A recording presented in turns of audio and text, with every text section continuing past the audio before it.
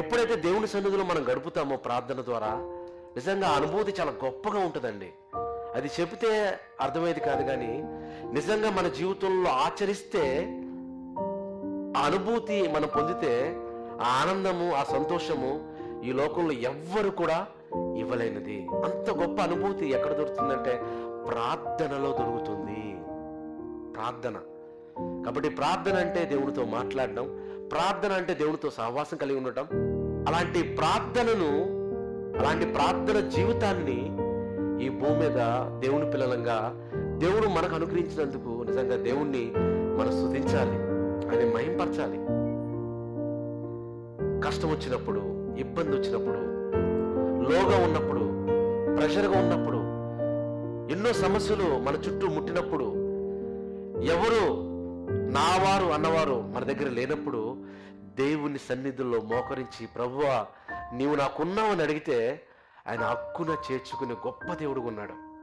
నేను ఇండియా వెళ్ళినప్పుడు ఒక సోదరి వారింటికి భోజనం పిలిచింది. అన్న, మేము గృహప్రవేశం చేసుకున్నప్పుడు మీరు లేరు, తప్పకుండా రావాలి అన్నప్పుడు ఒక రోజు మేము వెళ్ళినప్పుడు చక్కగా భోజనం చేసాము. భోజనం అయిన తర్వాత అన్న మీకు ఇల్లు చూపిస్తాను రండి అని అన్ని చూపిస్తూ ఉన్నప్పుడు ఒక స్పెషల్ రూమ్ చూపించింది నాకు. అలా చూసినప్పుడు, అలా కట్టెన్ తీసేటప్పటికి బాగుంది ఆ రూమ్ అంతా. చాలా సెల్ఫ్లు ఉన్నాయి, బైబిల్స్ ఉన్నాయి అని చెప్తూ, అన్న ఇది అందరూ ఎలాగైతే పూజ గది పెట్టుకుంటారో ఇది మా ప్రేయర్ రూమ్ అన్న, నేను ఇక్కడికి వచ్చి ప్రేయర్ చేసుకుంటూ ఉంటాను అన్నప్పుడు నాకు చాలా హ్యాపీ అనిపించింది. ఎందుకంటే స్థలము కూడా ఉన్నప్పుడు ఏ డిస్టర్బెన్స్ ఉండదు, ఏ డిస్ట్రాక్షన్స్ కూడా ఉండవు. ప్రత్యేకంగా మనం ప్రార్థన చేయడానికి అవకాశం ఉంటుంది. కనుక ఆ సోదరి ఆ చెప్పిన మాటలను బట్టి నేను చాలా సంతోషించాను. యేసుప్రభువు వారండి ఉదయాన్నే లేచి ఒక ప్రదేశానికి వెళ్ళారు. అరణ్య ప్రదేశంలోకి వెళ్ళి, అంటే ఒంటరిగా ఉన్నప్పుడు ప్రత్యేకంగా ఎర్లీ మార్నింగ్ డిస్టర్బెన్స్ ఉండదు, ప్రార్థనలో యేసుప్రభువు వారు గడిపారు. వారి జీవితంలో ఎన్ని పనులున్నా లేవంగానే ప్రభువా నీకు స్తోత్రం, నా జీవితంలో మరొక దినాన్ని అనుగ్రహించావు, ఆయుష్నిచ్చావు, నువ్విచ్చినదే, ఈ దినమంతా నన్ను నడిపించు, శక్తిని దయచేయి, బలాన్ని దయచేయని ప్రారంభము అసలు మంచం దిగక ముందే నిజంగా ప్రార్థన చేస్తే ఎంత బాగుంటుంది. అలాగున మన ప్రార్థన జీవితంలో అది అలవాటు చేసుకోవాలి.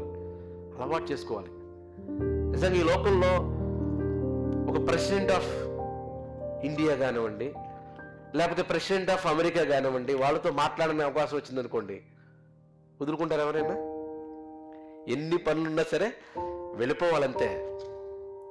ఎన్ని పనులున్నా సరే ఆయన అపాయింట్మెంట్ దొరకడమే భాగ్యం అనుకుని మనం వెళ్తాం. ఈ లోకంలో అంతగా ఒక వ్యక్తిని గొప్పవాడనుకుని మనం వెళ్ళి మాట్లాడితే, ఏ వ్యక్తిని గొప్పవాడని మనం అనుకుంటున్నామో ఆ వ్యక్తినే పుట్టించిన దేవుడు, లోకాన్ని కలిగించిన దేవుడు ఎంతో గొప్పవాడు. మనల్ని పుట్టించిన దేవుడు ఎంతో గొప్పవాడు. కాబట్టి ఆయనతో మాట్లాడడానికి మనం ఎప్పుడు కూడా సిద్ధంగా ఉండాలి. మన జీవితంలో ఒక నెమ్మది, ఒక ప్రశాంతత, ఆ అనుభూతి రావాలి అంటే మనం దేంట్లో గడపాలి? ప్రార్థనలో ఉండాలి. ప్రార్థనలో ఉన్నవాడు పాపానికి దూరంగా ఉంటాడంట, ప్రార్థనలో దూరంగా ఉన్నవాడు పాపానికి దగ్గర అవుతాడంట ఒక దైవజన్ అన్నాడు. కాబట్టి లోకానికి, పాపానికి దూరంగా మనం ఉండాలంటే ప్రార్థనకు దగ్గరగా ఉండాలి, దేవునికి దగ్గరగా ఉండాలి. శరీర సంబంధమైన ఆశలకు మనకు తెలియకుండానే దూరంగా ఉంటాం.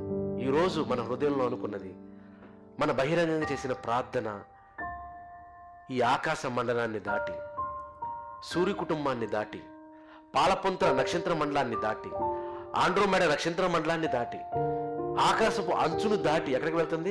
పరలోకంలోకి వెళ్తుందండి.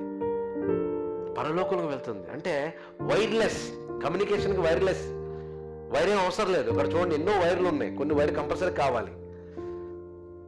కానీ దేవునితో మనకున్నటువంటి కమ్యూనికేషన్ దేవుడు ఎంత గొప్పగా ఇచ్చాడంటే వైర్లెస్ కమ్యూనికేషన్, ఎవరైనా మాట్లాడొచ్చు. అలాంటి గొప్పది ప్రార్థన.